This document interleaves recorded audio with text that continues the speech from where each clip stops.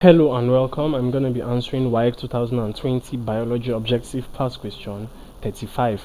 The depletion of the ozone layer will result in the Earth's surface receiving more A. Gamma rays, B. Infrared rays, C. Ultraviolet rays, D. X rays. Now, the ozone layer is a protective layer found in the stratosphere, and the stratosphere is the second layer of the Earth's atmosphere. So the stratosphere is where the ozone layer is found. Now, the ozone layer protects the Earth. It serves like a protective covering of the Earth from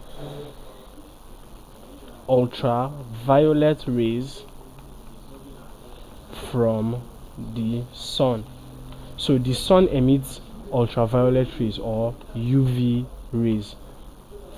The sun emits ultraviolet rays or UV rays, and these rays, when they come in contact with human skin, or basically human life or other organisms on the earth, they can cause one form of damage or the other. So the ozone layer is there to protect from these UV rays, these ultraviolet rays from the sun. And then this means that if the ozone layer should deplete, it will result in the Earth's surface receiving more of these UV rays from the sun. So the UV rays or the ultraviolet rays is option C.